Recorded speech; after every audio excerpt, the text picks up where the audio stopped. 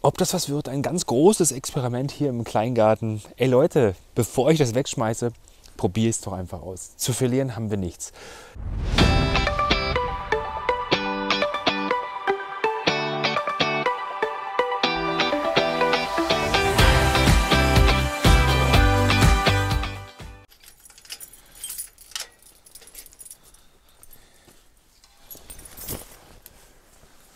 So, nachdem so eine verschlossene Tür nicht so richtig einladend ist, unsere Kleingartenanlage hier in Rosenthal Süd zu besuchen, habe ich die Tür erstmal sperrangelweit offen stehen lassen.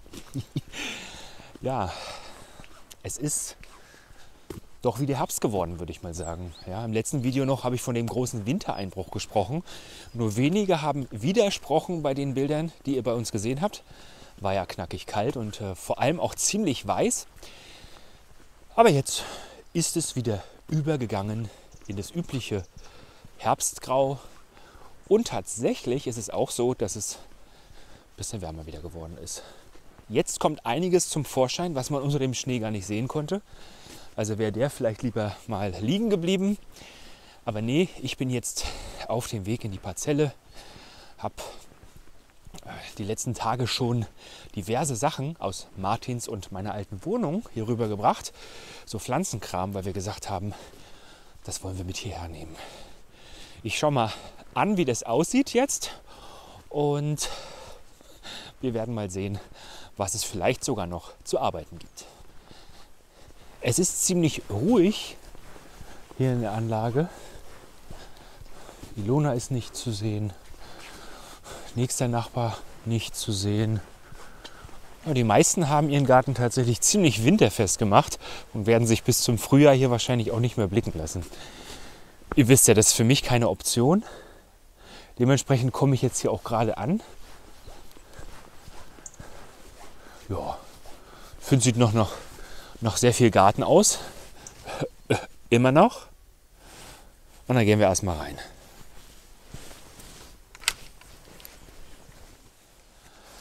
In einem der letzten Videos, ich verlinke euch das mal hier, da habe ich euch gefragt, was ihr denn davon haltet, wenn sich Gartennachbarn bei euch im Garten einmischen. Und das hat ganz schön viele Reaktionen ausgelöst und hat auch Reaktionen ausgelöst, die ich mit meiner Frage so nicht gewollt habe. Zum Beispiel gab es Kommentare, in denen stand, dass das ja gar nicht geht, das wäre Hausfriedensbruch und zusätzlich noch Sachbeschädigung und all sowas. Und das mag vielleicht in einem normalen Kontext stimmen, ja, aber das stimmt natürlich nicht in unserem Kontext hier im Kleingarten mit unserer lieben Gartennachbarin Gitti. Wir haben beide unter 4 Augen darüber geredet und wir haben ja festgestellt, dass das blöd gelaufen ist. Aber eins möchte ich hier mal ganz klar sagen, das ist keine Sachbeschädigung für uns und auch kein Hausfriedensbruch, wenn Gitti das tut. Ja? Denn sie ist ja unsere liebe Gartennachbarin und sie hat es auch nur gut gemeint, das wissen wir. Nichtsdestotrotz hat sie mir auch gesagt, dass ihr das leid tut, dass sie das nicht hätte tun sollen. Und ich habe ihr auch gesagt, dass ich auch nicht wollte, dass es solche Kommentare gibt, wie zum Beispiel das mit dem Hausfriedensbruch und so weiter und so fort. Das war mir wichtig zu sagen und deshalb hat es hier auch im Video eine Stelle bekommen. Ihr Lieben, ich wollte mich ganz, ganz herzlich bei euch bedanken für die unzähligen Glückwünsche, die ihr mir unter das letzte Video geschrieben habt. Da habe ich mich richtig gefreut. Denn klar, ich mache mir jetzt nicht großartig viel aus meinem Geburtstag und die große Null kommt ja dann im nächsten Jahr. Ja, da werde ich 30 oder so. Aber ja, das ist sehr schön, dass ihr da mir diese Glückwünsche übermittelt habt. Da habe ich mich sehr gefreut. Und ich denke, dass wir hier nächstes Jahr im Haus einiges umbauen können. Und dafür ist auch schon einiges an Farbe tatsächlich im Haus gelandet. Mal gucken, was das so wird.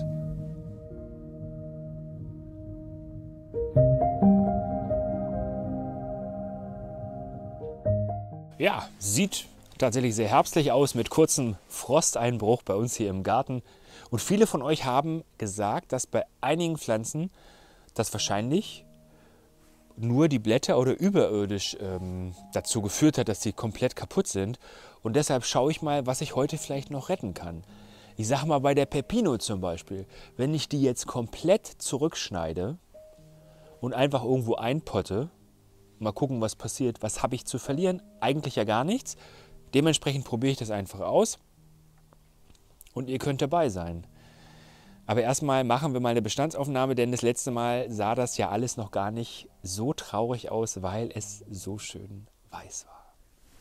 Ja, und auch die Blümchen hier in der alten Schlachtewanne, die wir schwupps in diesem Jahr über die Kleinanzeigen gefunden haben, zusammen mit dem afrikanischen Hartholz, wo ja auch noch Massen von vorhanden sind gut verblüht. Das gleiche gilt ja für die Sachen im Gewächshaus, für das allermeiste jedenfalls. Was da noch richtig gut aussieht, ist der Salat. Und den zeige ich euch natürlich gerne, wie immer, oh Gott, vor dem Dings hier, also vor dem Gewächshaus sehen wir noch das Grün vom Jakon, was ich abgeschnitten hatte. Aus Teilen hatte ich ja nun auch Stecklinge gemacht. Wie die so werden, das blende ich jetzt mal ein. Und passend zur Adventszeit habe ich auch schon das richtige T-Shirt an. Ups, explodiert gerade alles. Jetzt gibt es ein Update zu unseren Stecklingen, die ich letztes Mal gemacht habe. Und zwar habe ich die ja in diesem super kleinen, schönen Gewächshaus hier. Ich nehme mal den Deckel ab. Oh nein! Übrigens, wenn ihr uns auf Instagram folgt, dann habt ihr dieses Update nämlich auch schon bekommen, denn da habe ich die Woche schon mal gezeigt, wie unsere Stecklinge aussehen. Jetzt aber hier für alle zu sehen. Und da muss man sagen, ganz schön durchwachsen.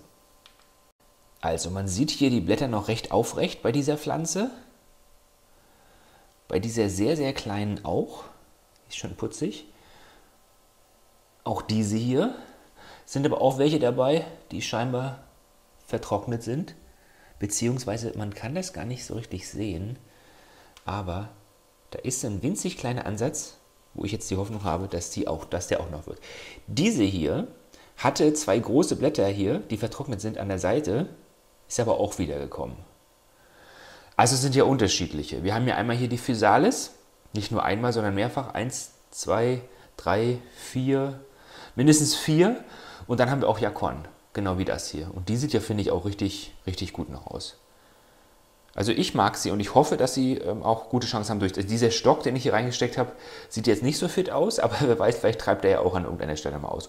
Und Jakon ist das Stichwort, die hatte ich ja mitgenommen und die haben jetzt auch eine gute Woche hier gelagert im Licht, denn erst dann entwickeln sie die Süße, indem die Stärke in Zucker umgewandelt wird.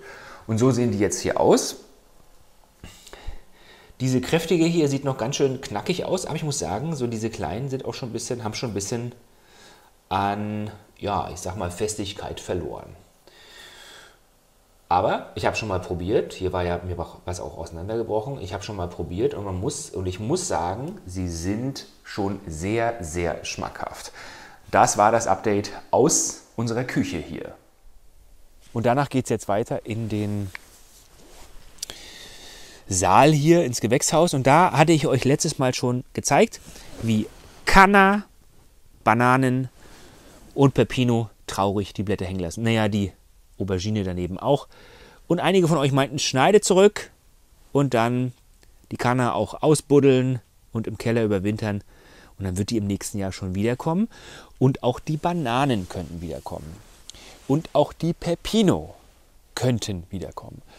Und ich habe jetzt gedacht, ich werde jetzt mal die Pepino da rausholen, zurückschneiden und in den Pott machen und dann mit nach Hause nehmen. Damit die dann vielleicht doch im nächsten Jahr nochmal austreibt. Wer weiß.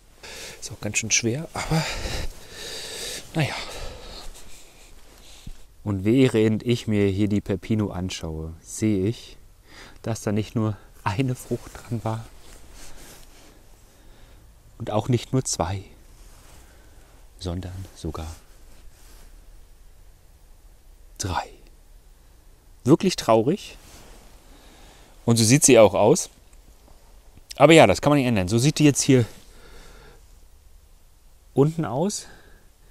Ich habe jetzt auch noch keine neuen Austriebe entdecken können. Ich schneide sie einfach zurück, mal gucken, was passiert.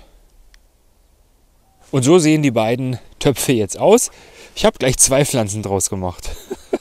Komplett alles abgeschnitten oben drum.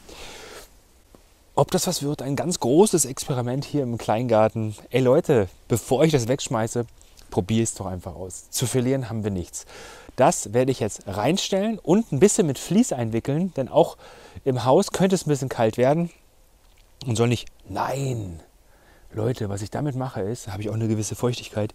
Ich stelle das in unseren Wasserschacht. Genau, da war es ja relativ warm, also im Vergleich zu den Minusgraden, die wir das letzte Mal hatten. Da stelle ich das hin. Genau, super. Da wird's auch nicht so mega trocken und wahrscheinlich nicht so kalt. Jetzt gleich wieder eine neue Idee umgesetzt. Das liebe ich.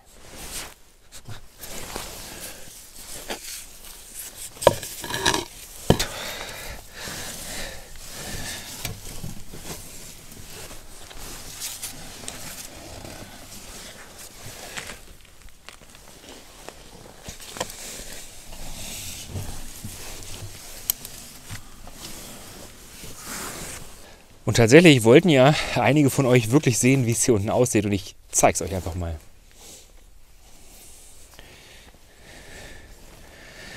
Also von der Höhe jetzt her. Ihr seht das. Oder auch nicht.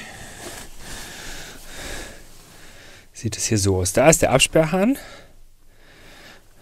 Und da seht ihr, da geht das Wasser lang. Es ist ganz schön dunkel geworden gerade, warum auch immer. Ja, jetzt habe ich hier die beiden Sachen hingelegt. Und ich kann hier auch stehen, wie ihr seht. Oh, ich drehe es mal um. Also ich würde sagen, 2 Meter ist die Tiefe dieses Dings. Und jetzt gehe ich hier mal wieder raus. Uff, da. Ist auch alles ziemlich stabil. Also hier ist so ein richtiger Rahmen, Metallrahmen, Eisenrahmen. Und hier ist diese Klappe, die so halb befestigt ist, also die jetzt nicht nach hinten fällt, aber auch nach vorne wieder fallen kann, weil die Scharniere fehlen. Ja, jetzt wisst ihr Bescheid und jetzt gucken wir mal. Ich habe auch ein Thermometer mal besorgt, was man da unten liegen lassen kann, was dann per Bluetooth, was ich auslesen kann, wie sich die Temperaturen so entwickeln. Und das ist nämlich, glaube ich, ganz interessant mal zu gucken. Ich denke, frostfrei wird es da unten immer bleiben. Ihr seht ja, oder hattet ja letztes Mal schon gesehen, wie viele Tigerschnägel und andere Nacktschnecken hier Schutz suchen. Und das ist für mich ein Zeichen dafür, dass es dort nicht friert. Aber oberirdisch hat es ja gefroren, wie ihr seht. Und irgendwie sieht diese Physalis jetzt geisterhaft aus. Genauso auch wie die Tomatillo daneben. Aber nicht nur die, auch die Malve, die sieht zwar nicht so durchsichtig aus, aber ist natürlich auch trotzdem kaputt gegangen. Und was auch kaputt gegangen ist, ist der Borch, der ja hier sehr spät nochmal sehr kräftig geblüht hat. Ihr seht jetzt alle 50 von sich gestreckt. Ist schade. Wer weiß, wenn der Herbst mild bleibt, dann oder wieder milder wird, dann ist es vielleicht so, dass ja solche Blumen auch nochmal austreiben. Was ich hier nämlich auch sehe, ist, dass, hier, was ist das? Ist das so auch so ein Storchenschnabelgedöns oder sowas? Das wächst ja hier auch noch ganz frisch. Das ist ja noch nicht alt. Ja. Rucola, also die Rauke, ist auch durch den Schnee oder Frost kaputt gegangen. Da schrieb jemand in die Kommentare, dass der durchaus eigentlich das überstehen kann. Hat er in dem Fall jetzt bei uns nicht. Und wenn ich hier so schaue, dann gilt das Gleiche wahrscheinlich auch für die Artischocke. Die sieht nämlich auch ganz schön braun aus, ehrlich gesagt. Die Blätter sind alle sehr traurig. Ich hoffe trotzdem, dass sie dann im nächsten Jahr einfach wiederkommt. Jetzt frage ich mich, ob ich die reinstellen soll, abdecken muss, wie auch immer. Denn die hat ja lange genug gebraucht, bis sie so halbwegs wie eine Artischocke aussah. Und zur Öffnung hat es leider nicht mehr gereicht. Schade, sehr schade.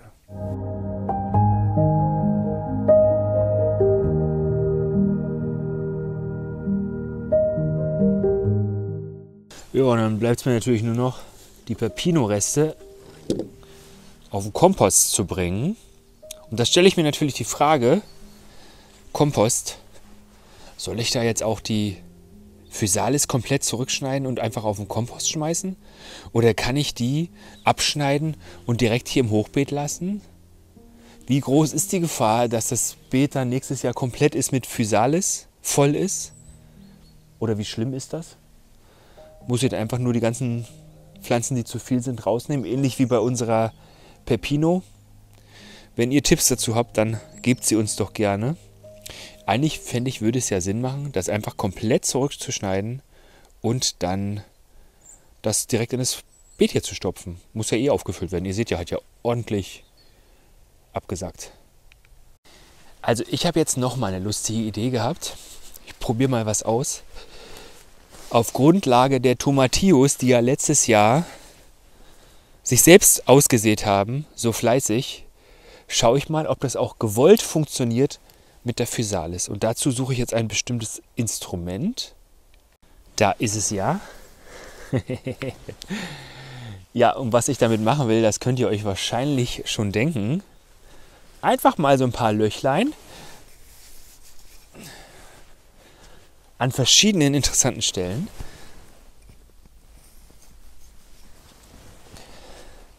Ich mache noch ein paar mehr. Jetzt im Anschluss muss ich mir einige Physalis aussuchen, die ganz gut reif aussahen. Schneide die ab. Und dann habe ich die Beeren hier. Und dann stecke ich sie einfach in die gemachten Löcher. So, jetzt könnt ihr mir gerne mal sagen, ob ihr mich für total verrückt haltet. Oder ob ihr glaubt, dass damit was passieren kann. Und ich kann euch nur raten, seid bloß vorsichtig mit euren Tipps und euren klugen Sprüchen, wenn hier im Kleingarten nächstes Jahr unendlich viele Physalis-Bäume stehen und ihr gesagt habt, das wird doch nichts, funktioniert doch nicht, dann werde ich über euch schmunzeln. Wenn nicht, dann dürft ihr natürlich auch über mich schmunzeln. Worüber ich geschmunzelt habe, weil ich mich gefreut habe, sind einige Pflanzen, die scheinbar nach dem Frost jetzt wieder neu austreiben. War ja eigentlich klar, denn er ist ja auch mehrjährig, der Mangold. Also wie ihr sehen könnt, sind hier junge Blätter auch wirklich kaputt gegangen, aber wie man auch sehen kann, hier in der Mitte kommen schon wieder welche, die richtig schön fest sind. Ähnliches gilt für die rote Beete. Mangold und rote Beete sind ja auch miteinander verwandt. Auch da habe ich hier gesehen schon abgestorben und da in der Mitte kommt schon was Neues. Das fühlt sich auch schon wieder ganz fest an. Und das gilt für alle rote Beete hier. Ja, die Blätter von den rote Beete, die ich letztes Mal geerntet habe, habe ich natürlich direkt wieder ins Beet geschmissen als Mulch bzw. auch als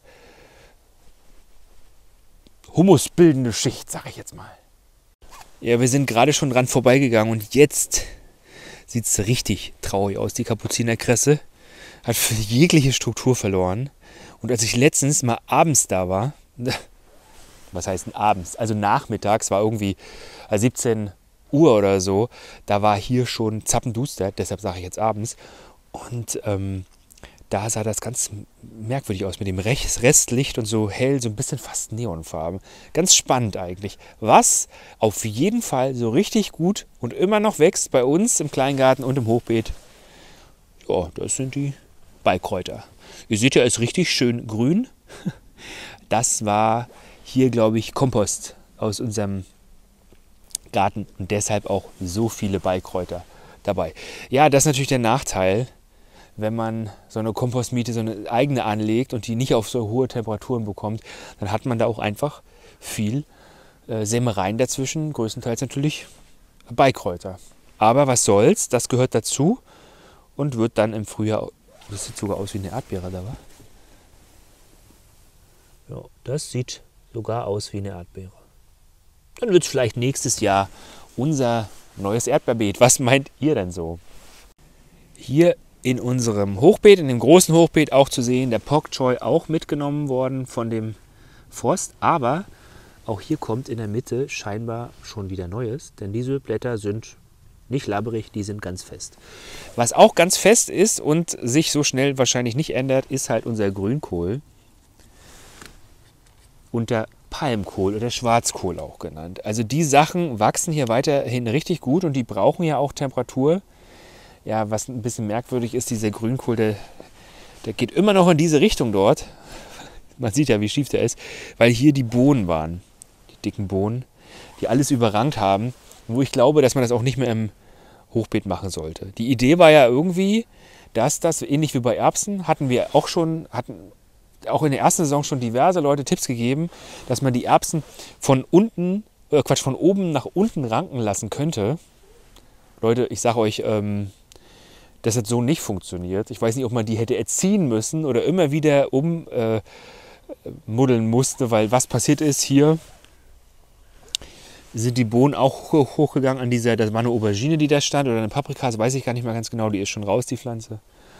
Und ist auch hier rüber, da war ein Mäuschen gerade, glaube ich, ist auch hier rüber gerankt zum wilden Beet, dass man hier dann gar nicht mehr durchgehen konnte. Also diese Vorstellung, Erbsen nach unten ranken lassen, ist nett, aber hat bei uns so nicht funktioniert. Weiß nicht, hätte man vielleicht jeden Tag nachjustieren müssen. Diese Zeit hatten wir in diesem Jahr definitiv nicht. Wir haben ja hier so einen Vogelfütterungsdingsbums, was ganz stylisch aussieht. Und man muss sagen, das hier ist also schon, das mögen die scheinbar nicht, weil hier wird nicht weiter draus gefressen.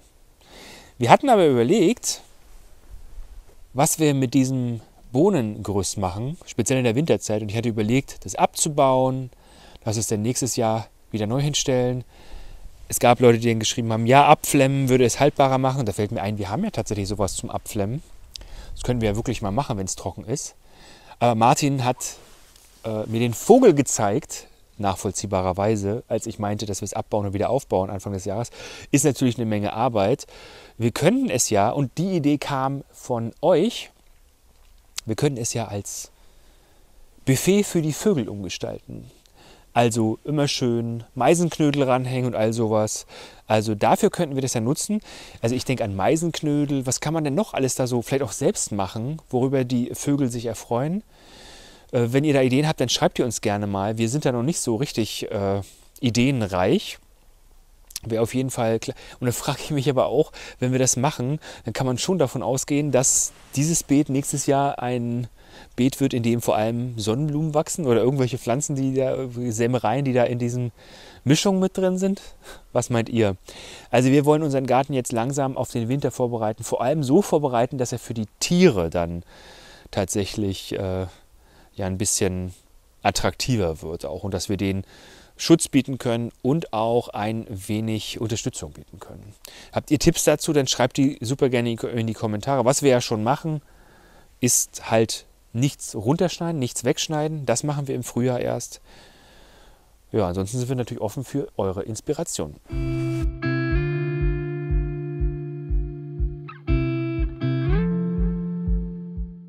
Ich habe euch ja vor einer Weile mal gesagt, dass es die Idee gibt, Pilze im Garten zu kultivieren.